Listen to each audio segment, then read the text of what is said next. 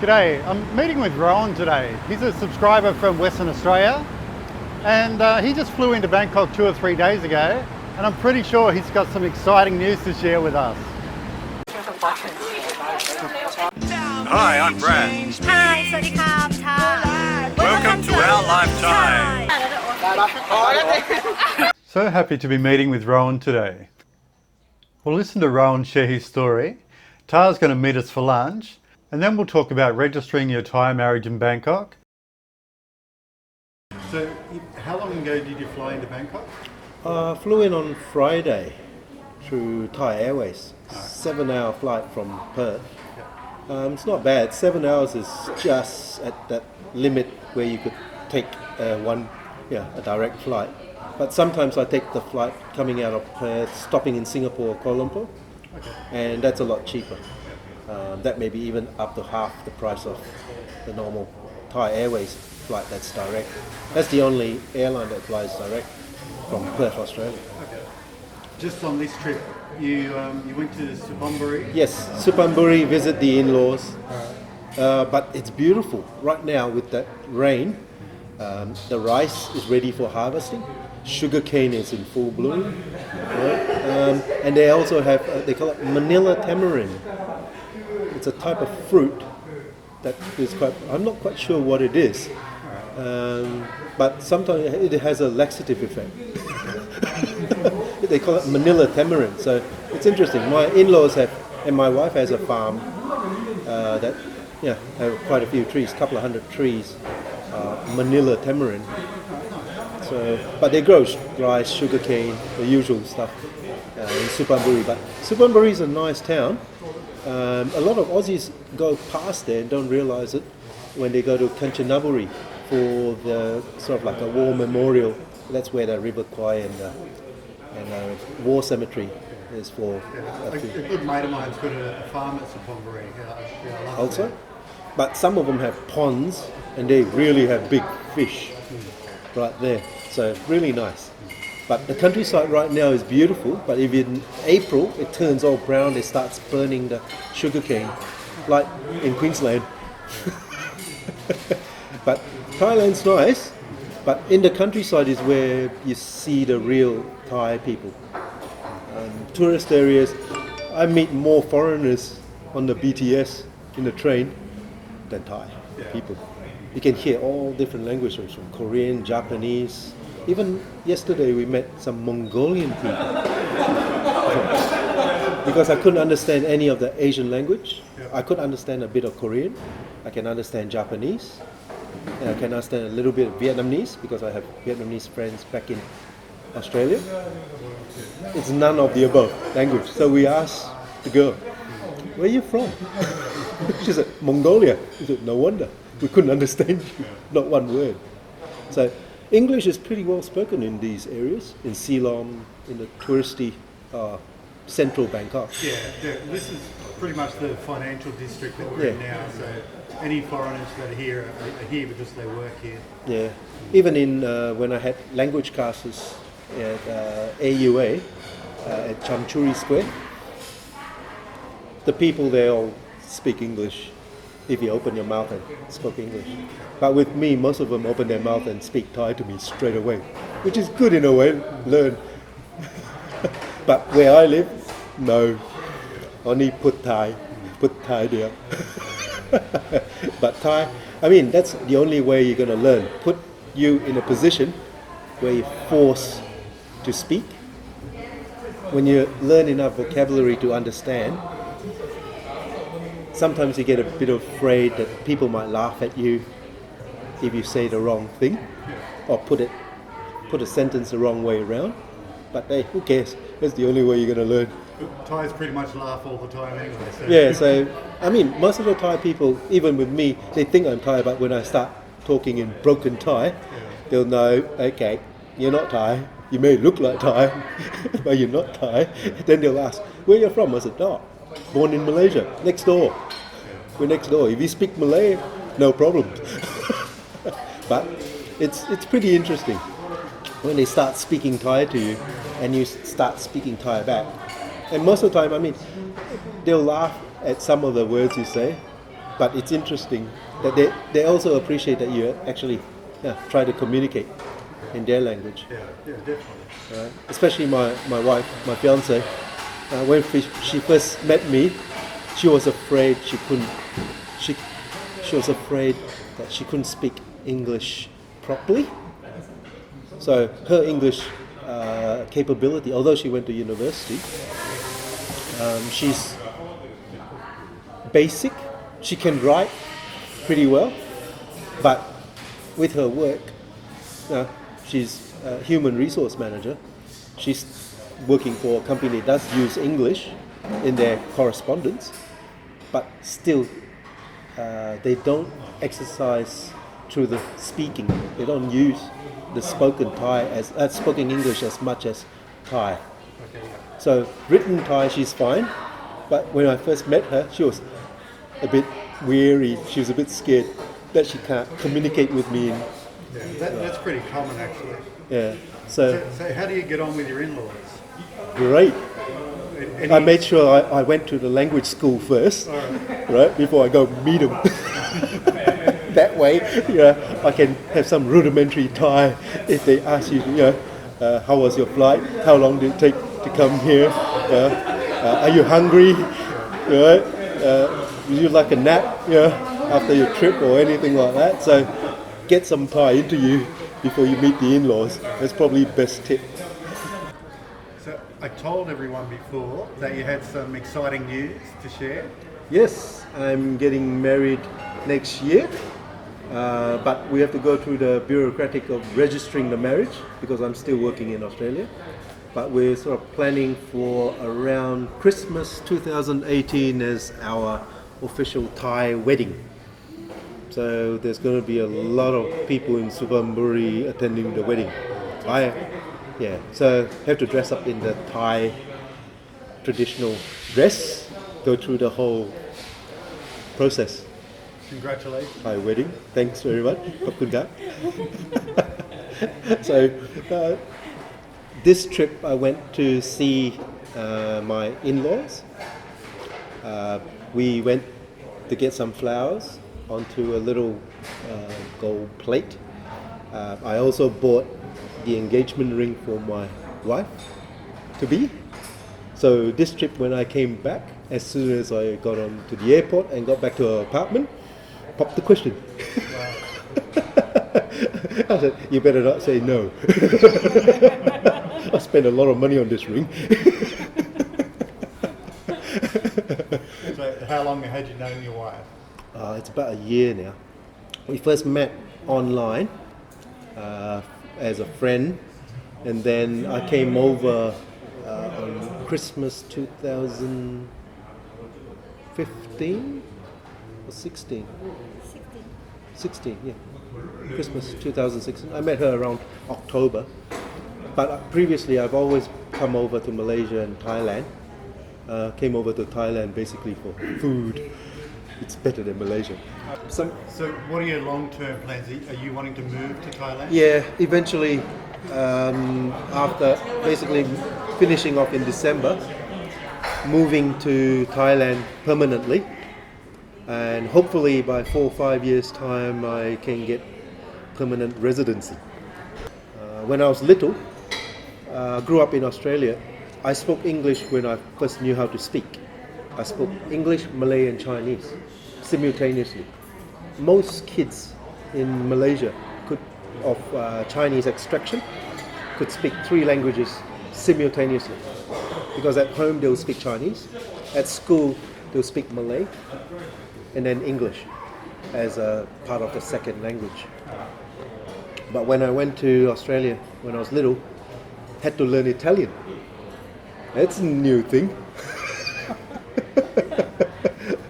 That was start from scratch again. But after a while, you do lose your grasp of those languages. I went rusty. I went to Australia when I was 10 years old.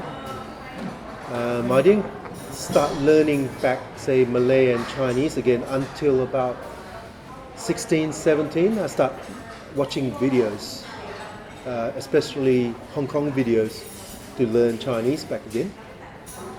And also I started watching a lot of foreign Asian films, Malay films, Chinese films, even Indonesian films. So it's helpful if you can learn several languages, and if you want to function in normal, whether Thai society or Malay society or wherever in each country, it actually really is handy if you can speak the language. Like I tell my wife to be fiance, you speak to me in Thai, I'll speak to you in Thai, you speak to me in English. In like a one-way street, right? So, Pom put Thai, and you speak English to me, right? That way she learns English, I learn Thai. Yeah, no, that's excellent. So when I speak English to her, I said, when I speak English to you, don't answer me. Okay? Then it forces me to speak Thai to her, then she'll answer me back what I was gonna ask her. Right? Sometimes I'll ask her, where's the key? Huh? Huh? Where's the key? I say, where's the key? She'll just ignore me. Until I speak Thai to her. But it sounds like you have a good process in place. Yeah, that's one way of learning Thai. But when I'm back in Australia, I got nobody to practice Thai. I got hooked in some of the Thai soap operas. I don't want to hear any more about that. I think it's time for us to order some food. No, once you get hooked on Thai soap operas, you'll learn Thai fast. It's like watching Home and Away and Home and Away and Neighbours in Australia. Not Bold and the Beautiful. No.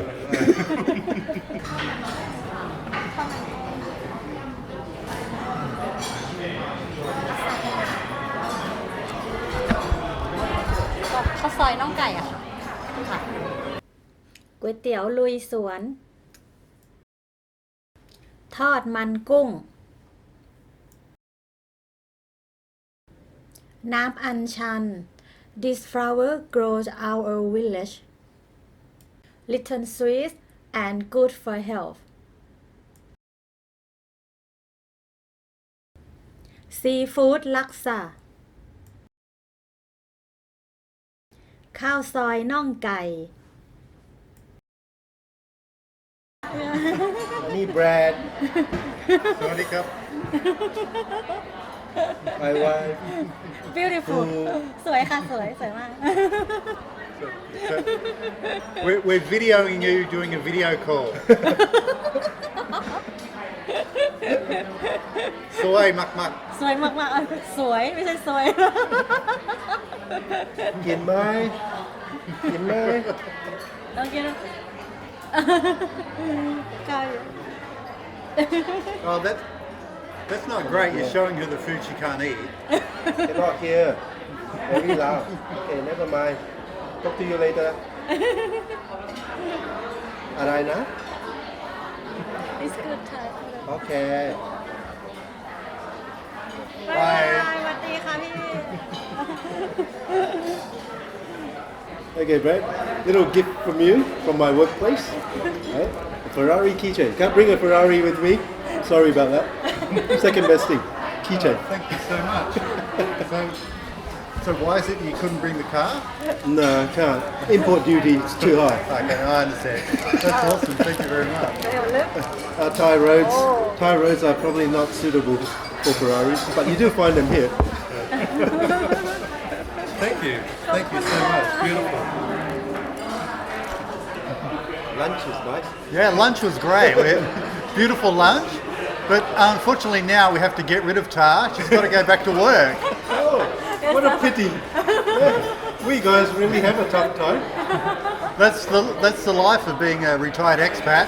You send your wife back to work after she's eaten lunch. A few calories here to work off.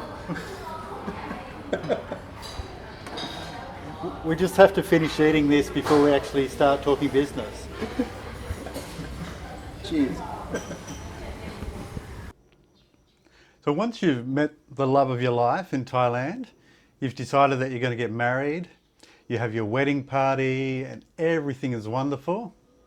And then just for a brief time, the fun stops and the paperwork begins. I want to give you the first piece of advice, and probably the most important piece of advice when you're dealing with Thai government and Thai immigration, and that is to relax. Don't stress. Expect things to take time.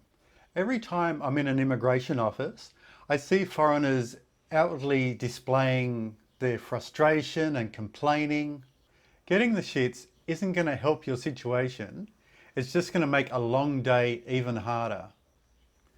Put yourself in the shoes of the immigration officer. They're processing applications all day. Imagine that 6 out of 10 people that come up to your table have their paperwork wrong. And not only is their paperwork wrong, they're showing that they're annoyed because they've been waiting so long. Do you honestly think that if you were the officer, that you'd go out of your way to help someone like that? But if you arrive there and your paperwork is in order, you're happy and you're humble, the officer will do whatever he can to help you out. The second piece of advice is don't leave everything up to your Thai wife to organise. Many times, this is as new to her as it is to you. She may not have the education or she may not have the experience dealing with government to allow the process to move smoothly and effectively. Do your own research. Learn about the process so you can understand what's going on and so you can help her. Many of the guys who are standing there with the shits have left it all up to their new Thai wife, and she's made mistakes because she hasn't understood the whole process. This is the first test for your new marriage to see just how well you work together as a team. Obviously, I'll be using the Australian Embassy as my point of reference because that's where my experience lies. But there may be slight variations with what's required with each particular embassy. You don't have to make an appointment at the Australian Embassy. You show up there between 8:30 and 4 o'clock, but with other embassies you may have to make an appointment. You'll need to take with you your passport, your original full birth certificate, and also if you've been divorced, you'll also need to take the original paperwork from the family court confirming your divorce.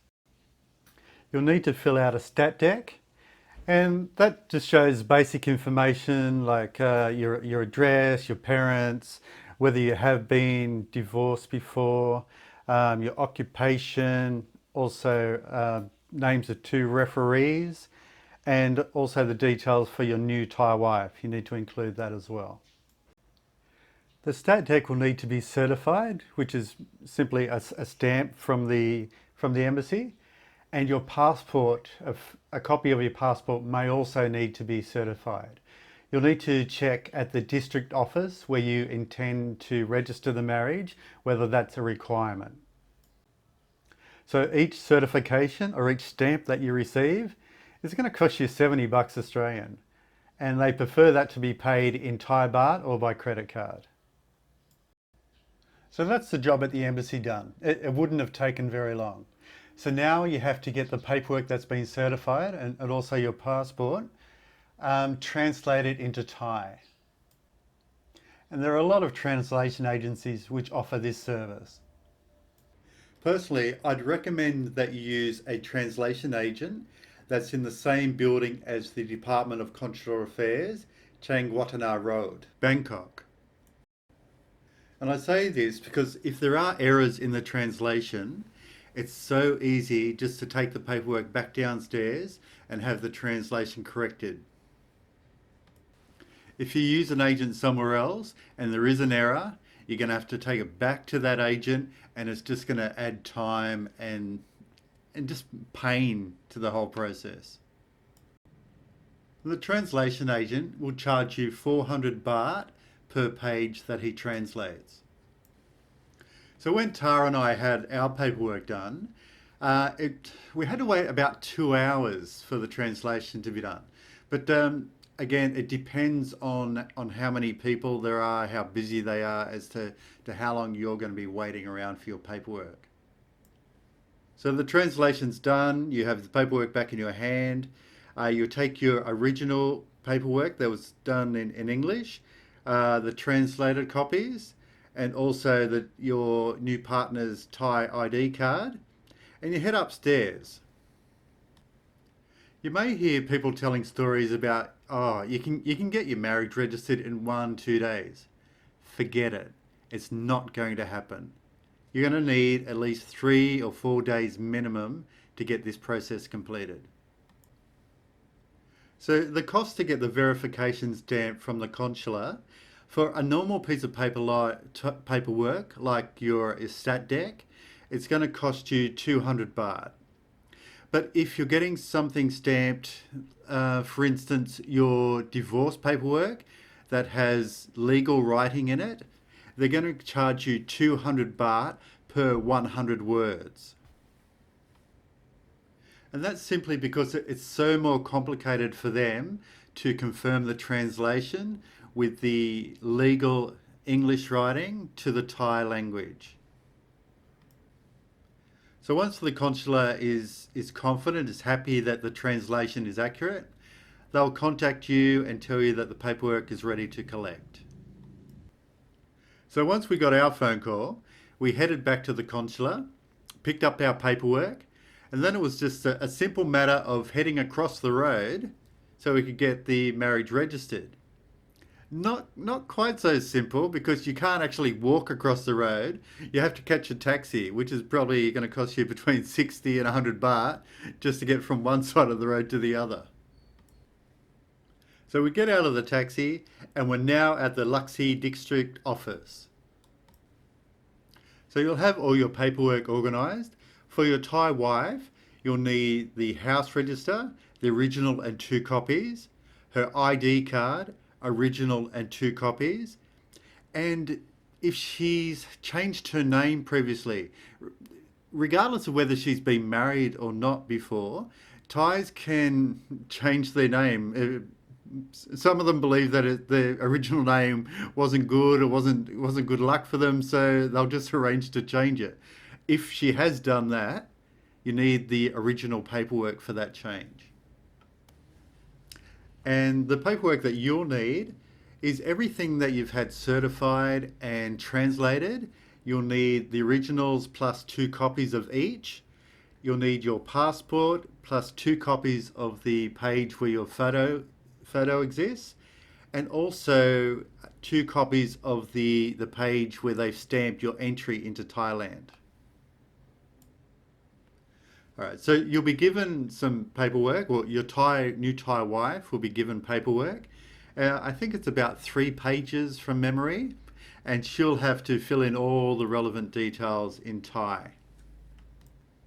But you can't go anywhere, you have to stay, because your Thai wife's going to be saying, sign here, sign here, sign here.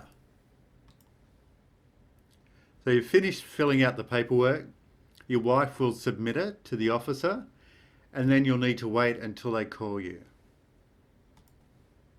They call your name and you excitedly rush to the counter that's yours, and then you'll sit down and they'll just casually have a chat to you about your marriage and how well you know each other and whether your wife's going to stay in Thailand or move to your country. And if you haven't brought 2 witnesses with you, the office will supply 2 people, but you'll need to pay 1,000 baht for the privilege of that. Next, they'll try and sell you a book to put your marriage certificate into. And of course, I bought the gold one because my wife's so wonderful, so she needed to have the gold one. And then you'll wait some more, and then you'll sit in front of the big boss. He'll ask you some questions, or more directly, he'll ask your wife some questions. And if he's happy with everything, he'll sign off on the paperwork, and then you're married. G'day, Rowan. Thanks again for today. I had a great day, had some great conversation, and the food was just exceptional. Thanks for your generosity. Really, really appreciate you taking care of lunch. I got back to Tar's office and I realised that I had a problem. Because I taped the fact that I was thanking you when we were at the restaurant. And I realised that it didn't record properly, so I'm just doing it again. And I'm using the key ring. Thank you so much. Just in case you guys are wondering what the significance of the key ring, Rowan works for Ferrari in WA, so he was kind enough to give me a Ferrari key ring. It couldn't quite fit the car in his luggage, so I'm happy with the key ring. All right, thanks again, Rowan, and we'll catch up with you again soon. ขอบคุณค่ะ Take care. Bye. And he said, go. You can put the bag down. โอเค Good ขอบ day. คุณมากเลยค่ะขอบคุณค่ะ Thank you for everything. Wow, it's like two Thai people saying goodbye to each other. This is my time. Well, I'm a fake Thai. A fake Thai. ขอบคุณมากค่ะ Thanks for watching. You're so Jai. And don't forget, if you enjoyed the video, click like, and if you loved it, subscribe. Take care.